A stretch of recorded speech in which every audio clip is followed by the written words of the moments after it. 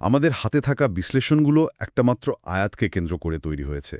সূরা আলে ইমরানের ৫ নম্বর আয়াত।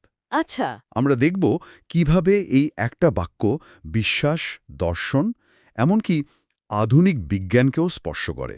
তাহলে চলুন সেই আয়াতটা দিয়েই শুরু করা যাক, যে আয়াতটা আজকের আলোচনার একেবারে কেন্দ্রে। আয়াতটি হল সূরা আলে ইমরানের ৫ নম্বর আয়াত। আমি প্রথমে আয়াতটি তেলাওয়াত করছি।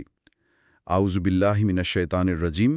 ইন্নাল্লাহা লা ইয়াখফা আলাইহি শাইউন ফিল আরদ ওয়ালা ফিস সামা। এর সহজ বাংলা অনুবাদটা হল, নিশ্চয়ই আল্লাহ, তার কাছে আসমান ও জমিনের কোনো কিছুই গোপন থাকে না। বাক্যটা শুনতে খুব সহজ সরল, তাই না? কিন্তু এর ভেতরে যে কি বিশাল একটা অর্থ লুকিয়ে আছে। এই একটা বাক্যের মৌলিক শিক্ষাগুলো কি কি হতে পারে? এর প্রথম এবং সবচেয়ে প্রধান শিক্ষা হল আল্লাহর জ্ঞানের পরিপূর্ণতা। মানে তার জ্ঞানটা অসীম, অ্যাবসোলিউট। এখানে কোনো কিন্তু, যদি বা সম্ভবত এসবের কোনো জায়গা নেই, কোনো শর্ত নেই। একদম। মহাবিশ্বের ক্ষুদ্রতম একটা পারমাণবিক কণা থেকে শুরু করে সবচেয়ে বড় গ্যালাক্সির নড়াচড়া পর্যন্ত সবকিছুই তার জ্ঞানের মধ্যে আছে। আচ্ছা। দ্বিতীয়ত, এটা মানুষের জ্ঞানের যে সীমাবদ্ধতা, সেটার একটা স্পষ্ট ঘোষণা।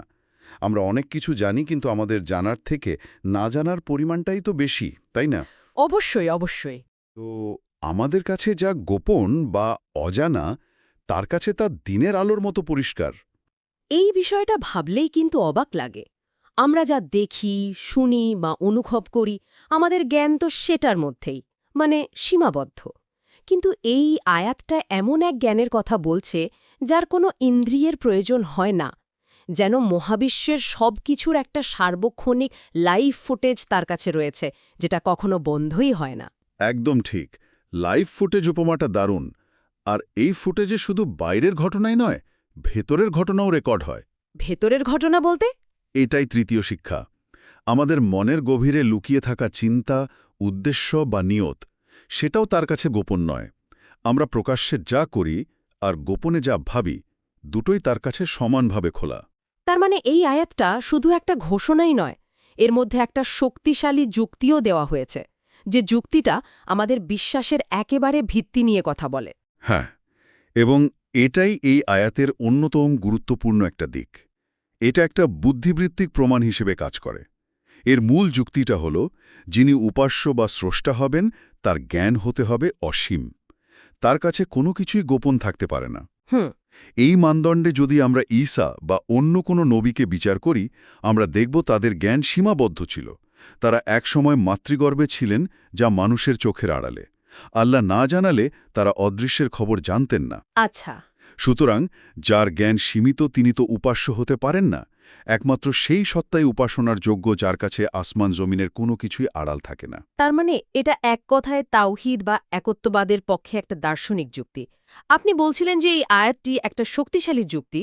তো যুক্তি তো সাধারণত কোনো বিতর্কের জবাবে আসে। এই আয়াতটা কি কোনো নির্দিষ্ট প্রেক্ষাপটে বা কোনো বিতর্কের জবাবে এসেছিল? হ্যাঁ, এর একটা ঐতিহাসিক প্রেক্ষাপট আছে, যাকে বলা হয় শানে নুজুল বা নাজিলের কারণ। শানে নুজুল। ঠিক। নাজরান নামের একটা জায়গা থেকে একদল খ্রিস্টিয়ান প্রতিনিধি মহানবী সাল্লাল্লাহু সাল্লামের কাছে আসেন এবং ঈসা আলাইহিসসালামের ব্যাপারে বিতর্ক শুরু করেন। তারা ঈসা আলাইহিসসালামকে খোদা বা খোদার পুত্র বলে দাবি করছিলেন ও আচ্ছা। এবং তার বিভিন্ন অলৌকিক কাজকে প্রমাণ হিসেবে দেখাচ্ছিলেন। তাদের সেই সব যুক্তির জবাবেই সূরা আলে ইমরানের প্রথম দিকের আয়াতগুলো নাজিল হয়, যার মধ্যে এই আয়াতটিও আছে। অর্থাৎ এটা শুধু একটা সাধারণ ঘোষণা নয়, বরং একটা চলমান বিতর্কের বুদ্ধিবৃত্তিক জবাব। এটা তো বিষয়টাকে আরও অনেক বেশি আকর্ষণীয় করে তুলল। এখানে স্রষ্টা প্রতিপক্ষকে আবেগ দিয়ে নয়, বরং একেবারে খাঁটি যুক্তি দিয়ে মোকাবেলা করছেন। ঠিক তাই। যুক্তিটা খুবই পরিষ্কার। তোমরা যাকে খোদা বলছ, তিনি তো একসময় মায়ের গর্ভে ছিলেন, মানুষের চোখের আড়ালে। যিনি নিজেই একসময় আড়াল ছিলেন, তার কাছে কিভাবে মহাবিশ্বের সবকিছু প্রকাশ্য থাকতে পারে? বাহ! এটা একত্ববাদের পক্ষে একটা অকাট্য যুক্তি।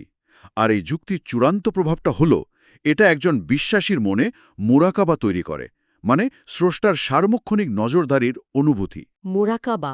হ্যাঁ, এই অনুভূতিটাই মানুষকে গোপনেও সৎ থাকতে প্রেরিত করে। এই যুক্তির শক্তি নিশ্চয়ই এর শব্দচয়নের মধ্যেও লুকিয়ে আছে। যেমন আয়াতে বলা হয়েছে লা ইয়াখফা মানে গোপন থাকে না, আর শাইয়ুন মানে কোনো কিছু। এই শব্দগুলো কিভাবে আয়াতের অর্থকে আরও গভীর করে? খুবই চমৎকার একটা প্রশ্ন। আরবি ভাষায় খাওয়াফি মানে হলো যা কিছু গুপ্ত বা লুকানো। লা ইয়াখফা মানে হলো বিন্দুমাত্র গোপন থাকে না, কোনো কিছুই আড়াল করতে পারে না। মানুষের জ্ঞানের সামনে একটা দেয়াল, কিন্তু একটা বাধা, একটা অন্ধকার, একটা বাধা, দূরত্ব, একটা বাধা।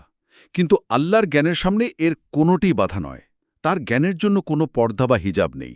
তার মানে বিষয়টা এমন নয় যে তিনি দেয়ালের ওপাশে দেখার ক্ষমতা রাখেন, বরং তার জ্ঞানের কাছে দেয়ালটাই কোনো প্রতিবন্ধকতা হিসেবে গণ্যই হয় না। একদম। আর দ্বিতীয় শব্দটা হলো শাইউন, যার অর্থ কোনো কিছু। আরবি ব্যাকরণে এই শব্দটা যখন একটা না সূচক বাক্যে ব্যবহার হয়, তখন এটা একটা সার্বজনীন অর্থ দেয়। সার্বজনীন অর্থ? হ্যাঁ, মানে ছোট থেকে বড়, দৃশ্যমান বা অদৃশ্য, বস্তু বা ধারণা সবকিছুই এর মধ্যে চলে আসে। সেটা হতে পারে সাহারা মরুভূমির একটা বালুকণা, অথবা আপনার আমার মনের গভীরে জন্ম নেওয়া একটা গোপন ইচ্ছা, সবকিছুই। এই অদৃশ্য জগতের ধারণাটা আমাকে আধুনিক বিজ্ঞানের কথা মনে করিয়ে দিচ্ছে। বিজ্ঞান তো বলে যে আমরা মহাবিশ্বের মাত্র ৫% দেখতে পাই, বাকি ৯৫%ই হল ডার্ক ম্যাটার আর ডার্ক এনার্জি, যা আমাদের কাছে পুরোপুরি অদৃশ্য। ঠিক এই জায়গাতে আয়াতের গভীরতা আরও স্পষ্ট হয়। আমাদের কাছে যা ডার্ক ম্যাটার, মানে যা আমরা কোনো যন্ত্র দিয়েই শনাক্ত করতে পারছি না, সেটাও কিন্তু শাইয়ন বা কোনো কিছুর অন্তর্ভুক্ত। আচ্ছা। অর্থাৎ মহাবিশ্বের যে ৯৫% আমাদের কাছে গোপন, সেটাও তার কাছে গোপন নয়। এই ধারণাগুলো যখন আমরা আমাদের দৈনন্দিন জীবনে প্রয়োগ করার কথা ভাবি, তখন এই প্রাসঙ্গিকতা আরও বেড়ে যায়। বিশেষ করে আমাদের এই ডিজিটাল যুগে, যেখানে গোপনীয়তা একটা বিরাট প্রশ্ন। আমরা অনলাইন জগতে নিজেদের পরিচয় লুকানোর জন্য কত কিছুই না করি। এই আয়াতটা কি আমাদের এই আধুনিক দ্বিধা নিয়ে কিছু বলে? অবশ্যই বলে। যেমন ধরুন মোবাইলের ইনকগনিটো মোড বা প্রাইভেট ব্রাউজিং। হ্যাঁ। আমরা এটা ব্যবহার করে ভাবি যে আমাদের কাজের কোনো রেকর্ড থাকছে না, সব গোপন থাকছে। কিন্তু এই আয়াত আমাদের মনে করিয়ে দেয়, আমরা হয়তো ব্রাউজার হিস্ট্রি থেকে কিছু মুছে ফেলতে পারি, কিন্তু আল্লাহর রেকর্ডে অর্থাৎ লাওহে মাহফুজে সেই ডেটা ঠিকই সংরক্ষিত হয়ে যায়। তার মানে ঐশ্বরিক সার্ভারের কোনো ক্যাশ মেমোরি ডিলিট করার অপশন নেই। সহজ কথায় ঠিক তাই। আর এই ধারণা শুধু প্রযুক্তির ক্ষেত্রে না, আমাদের ব্যক্তিগত জীবনেও খাটে। যেমন একজন ব্যক্তি দরজা জানালা বন্ধ করে গভীর অন্ধকারে একটা অন্যায় কাজ করল। সেখানে কোনো মানুষ নেই, কোনো সিসিটিভি ক্যামেরাও নেই। সে হয়তো ভাবছে কেউ দেখেনি। কিন্তু এই আয়াত বলছে, যিনি দেখছেন তার কাছে অন্ধকার আর দিনের আলোতে কোনো পার্থক্য নেই। এর একটা উল্টো পিঠও তো আছে। এটা যেমন একটা ভয়ের অনুভূতি তৈরি করে, তেমনি এটা তো সান্ত্বনারও একটা বড় উৎস হতে পারে। সন্দেহ নেই। আর এটাই এই জ্ঞানের সবচেয়ে সুন্দর দিক। ধরুন কেউ গোপনে কাউকে সাহায্য করল, এমনভাবে যে সাহায্যটা যে নিচ্ছে সেও জানতে পারল না কে তাকে সাহায্য করেছে। আচ্ছা। কোনো মানুষ এর স্বীকৃতি দিল না, কেউ তাকে ধন্যবাদও জানালো না, কিন্তু এই আয়াত তাকে নিশ্চয়তা দেয় যে তার এই কাজটা বৃথা যায়নি। যিনি দেখার তিনি ঠিকই দেখেছেন এবং এর প্রতিদান তিনি দেবেনই। ঠিক। একইভাবে কেউ যখন মনে মনে কারোর জন্য ভালো চিন্তা করে বা দোয়া করে, সেটাও তার কাছে পৌঁছায়। এই যে মানুষের জ্ঞানের সীমাবদ্ধতার কথা বারবার আসছে, এটা আমাকে বিজ্ঞানের জগতে নিয়ে যাচ্ছে। বিজ্ঞান আমাদের জ্ঞানকে অনেক দূর এগিয়ে দিয়েছে, কিন্তু এমন কোনো জায়গা কি আছে যেখানে বিজ্ঞান নিজেই তার সীমাবদ্ধতার কথা স্বীকার করে? আছে, এবং এটা পদার্থবিজ্ঞানের অন্যতম বিখ্যাত একটা নীতি। কোয়ান্টাম ফিজিক্সে হাইজেনবার্গের অনিশ্চয়তা নীতি বা হাইজেনবার্গ আনসার্টেনটি প্রিন্সিপল নামে একটি তত্ত্ব আছে। হ্যাঁ, শুনেছি। এই নীতিটা বলে যে আমরা কখনোই একটা কণার সঠিক অবস্থান এবং তার সঠিক গতিবেগ দুটোই একই সাথে নিখুঁতভাবে জানতে পারি না। আচ্ছা। এর একটাকে যত নিখুঁতভাবে মাপতে যাওয়া হয়, অন্যটা তত বেশি অনিশ্চিত হয়ে পড়ে। তার মানে এই অনিশ্চয়তাটা আমাদের যন্ত্রপাতির কোনো ত্রুটির কারণে নয়, বরং এটা প্রকৃতির একটা মৌলিক বৈশিষ্ট্য। আমাদের বাস্তবতার গভীরে এই সীমাবদ্ধতাটা গাঁথা আছে। আমরা চাইলেও কখনো সম্পূর্ণ চিত্রটা পাব না। ঠিক তাই, এটা মানুষের জ্ঞানের একটা ফান্ডামেন্টাল সীমাবদ্ধতা। কিন্তু আজকের আলোচিত আয়াতটি এমন এক জ্ঞানের কথা বলছে যেখানে কোনো আনসার্টেনটি বা অনিশ্চয়তা নেই। আল্লাহ একটা ইলেকট্রনের ঘূর্ণন এবং তার অবস্থান একই সাথে নিখুঁতভাবে জানেন। একটা নক্ষত্রের জন্ম থেকে তার মৃত্যু পর্যন্ত প্রতিটি মুহূর্তের খবর তিনি রাখেন। এটা তো দর্শনের ভাষায় স্রষ্টার এই গুণটিকে বলা হয় অমনিসিয়েন্স বা সর্বজ্ঞতা। যদি স্রষ্টার জ্ঞানে সামান্যতম ঘাটতি থাকে তাহলে তিনি আর পরিপূর্ণ স্রষ্টা থাকেন না। এই আয়াতটি আল্লাহর সেই পরম এবং নিখুঁত জ্ঞানেরই ঘোষণা দেয়। তাহলে পুরো আলোচনাটাকে যদি আমরা একত্রিত করি, আমরা শুরু করেছিলাম একটা প্রশ্ন দিয়ে। এই সর্বব্যাপী জ্ঞান কি ভয়ের উৎস নাকি সান্ত্বনার? আমার তো মনে হচ্ছে উত্তরটা হলো দুটোই, এবং দুটোই আমাদের জন্য খুব প্রয়োজনীয়।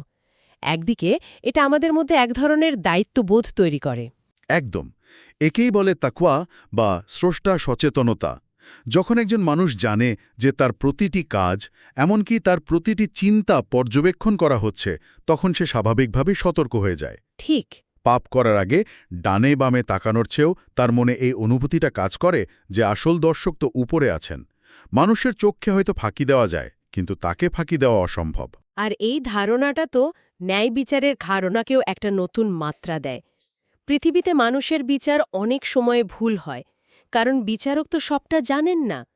একজন মানুষ হয়তো পরিস্থিতির শিকার, কিন্তু বাহ্যিক প্রমাণ তার বিরুদ্ধে। এমন পরিস্থিতিতে এই বিশ্বাসটা একটা বড় শক্তি হতে পারে যে চূড়ান্ত একজন বিচারক আছেন, যিনি শুধু কাজটাই দেখেন না, কাজের পেছনের উদ্দেশ্য বা নিয়তকেও জানেন। ঠিক তাই। আল্লাহর বিচার ১০০ ভাগ সঠিক হবে, কারণ তার কাছে কোনো তথ্য গোপন থাকে না। এটা একজন নির্যাতিত মানুষের জন্য সবচেয়ে বড় সান্ত্বনা। হুম। সে হয়তো পৃথিবীতে ন্যায় পায়নি, কিন্তু সে জানে এমন এক জায়গা আছে যেখানে তার সাথে হওয়া অবিচারের নিখুঁত হিসাব নেওয়া হবে। এবং অন্যদিকে, যেটা আমরা আগেও বলছিলাম, এটা ভরসারও একটা বড় ভিত্তি তৈরি করে। অবশ্যই, যে সত্তা সাগরের হাজার হাজার ফুট নিচে একটা ছোট মাছের খাবারের খবর রাখেন, বা মাটির নিচে একটা বীজের অঙ্কুরোদ্গমের প্রতিটি ধাপ সম্পর্কে জানেন, সেই সত্তা কি তার বান্দার মনের ভেতরের কষ্ট বা আকুতি সম্পর্কে জানবেন না? না, তা তো জানারই কথা। তাই আল্লাহর কাছে কিছু লুকানোর চেয়ে তার কাছেই সবকিছু খুলে বলে সাহায্য চাওয়াটাই অনেক বেশি যুক্তিযুক্ত। কারণ তিনি তো আগে থেকেই সব জানেন। তার ওপর পূর্ণ আস্থা এবং ভরসা রাখা যায়, কারণ তিনিই তো সবচেয়ে নির্ভরযোগ্য আশ্রয়। অর্থাৎ সার কথা হলো, তার কাছে কোনো সিক্রেট নেই। আসমান ও জমিনের কোনো কিছুই তার জ্ঞানকে আটকাতে পারে না। তাই গুনাহ করার সময় আমাদের সাবধান হওয়া উচিত, আবার ভালো কাজ করে কেউ না দেখলেও খুশি হওয়া উচিত, কারণ তিনি সব কিছুই দেখছেন। হ্যাঁ, এবং শুধু কাজ নয়, কাজের পেছনের উদ্দেশ্যটিও তার কাছে একদম পরিষ্কার। আজকের আলোচনা থেকে একটা বিষয় খুব স্পষ্ট হলো, একটি সহজ সরল আয়াত কিভাবে আমাদের অস্তিত্ব, আমাদের কর্ম, আমাদের গোপনীয়তা এবং স্রষ্টার সাথে আমাদের সম্পর্ক নিয়ে এত গভীরে ভাবতে শেখাতে পারে। আমরা একটা আয়াত থেকে শুরু করে তাওহীদের দার্শনিক যুক্তি, মানুষের মনস্তত্ত্ব, ডিজিটাল গোপনীয়তা এবং কোয়ান্টাম ফিজিক্স পর্যন্ত ঘুরে এলাম। আলোচনার শেষে একটা প্রশ্ন রেখে যাওয়া যায়। আমাদের আজকের আলোচনার মূল কথাটা ছিল, লুকাবেন কোথায়? তিনি তো সবখানেই আছেন, তার জ্ঞানের মাধ্যমে। হুম। এর ওপর ভিত্তি করে ভাবনার বিষয় হতে পারে, আমরা আমাদের প্রকাশ্য জীবন, যা মানুষ দেখে, তা সুন্দর করার জন্য প্রচুর সময় আর শক্তি ব্যয় করি। কিন্তু যদি আমাদের প্রতিটি অদৃশ্য কণা এবং প্রতিটি গোপন চিন্তা নিখুঁতভাবে পর্যবেক্ষণ করা হয়, তবে আমাদের মনোযোগের আসল কেন্দ্রবিন্দু কোনটি হওয়া উচিত? আমাদের প্রকাশ্য কাজ নাকি আমাদের গোপন উদ্দেশ্য?